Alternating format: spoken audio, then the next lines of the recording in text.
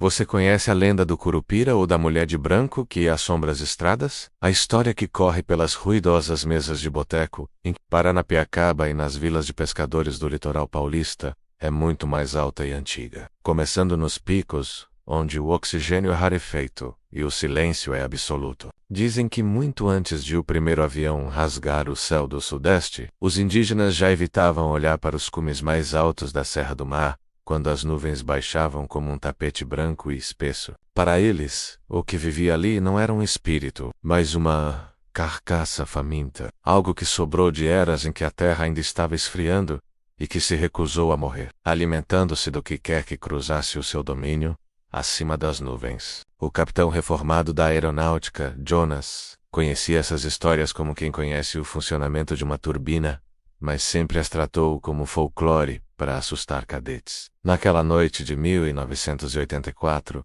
pilotando um cargueiro bimotor sobre o trecho entre São Paulo e Curitiba, o tempo estava estranhamente limpo, exceto por uma camada de névoa densa que cobria as montanhas como uma muralha de algodão. Jonas olhou para o copiloto, o jovem e ansioso Marcos, que não parava de ajustar o rádio. O sinal estava estranho, uma estática rítmica que parecia uma respiração pesada, lenta e metálica, vinda de algum lugar que os instrumentos não conseguiam identificar. Marcos comentou que os radares de solo tinham avisado sobre uma anomalia de altitude, algo grande que se movia devagar demais para ser uma aeronave, pairando exatamente sobre o pico do Marumbi. Jonas deu uma risada seca, pedindo ao rapaz que se concentrasse na rota, mas sentiu um calafrio quando os ponteiros do altímetro começaram a girar freneticamente para trás, como se a gravidade estivesse sendo puxada por um imã invisível. A aeronave tremeu violentamente, não como se tivesse atingido uma turbulência, mas como se algo tivesse batido na fuselagem com a força de um soco colossal. Lá fora, a lua iluminava o topo das nuvens. E foi então que Jonas viu a sombra.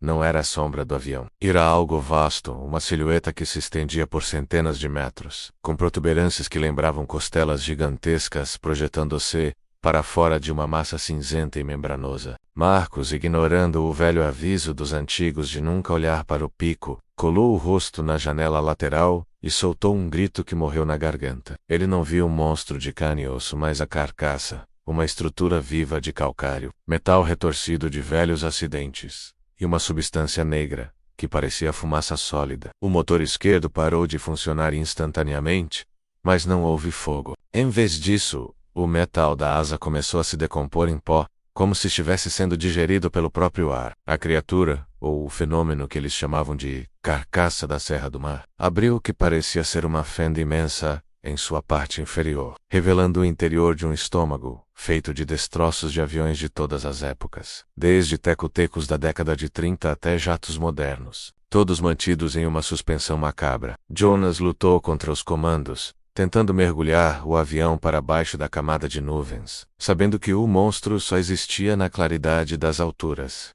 Não olhe para ela, Marcos, olhe para o painel, gritava Jonas, enquanto o rádio agora transmitia vozes distorcidas, pedidos de socorro de voos desaparecidos há 30 anos, que pareciam ecoar de dentro da própria criatura. O bimotor foi içado para cima, as rodas de pouso arrancadas por garras invisíveis de pressão atmosférica. O cockpit começou a esfriar a uma velocidade impossível, e o vidro do para-brisa começou a rachar em padrões que lembravam veias. A carcaça não caçava por fome biológica, mas para completar sua própria estrutura eterna com o aço e as vidas dos que ousavam invadir seu quintal celestial. Em um último esforço desesperado, Jonas desligou todos os sistemas eletrônicos, confiando apenas no peso morto da aeronave para despencar. O avião caiu como uma pedra, atravessando a névoa fria. Por um segundo antes de entrarem na escuridão da tempestade, abaixo Jonas olhou pelo retrovisor e viu a carcaça se fechar, camuflando-se novamente como apenas mais um pico rochoso da Serra do Mar invisível para quem está no chão, mas onipresente para quem voa alto demais. Eles sobreviveram por um milagre caindo em uma copa de árvores fechada perto de Cubatão. Mas Marcos nunca mais pronunciou uma palavra sequer. Meses depois, durante o inquérito, Jonas tentou explicar o que viu, mas os oficiais apenas anotaram falha mecânica e desorientação espacial.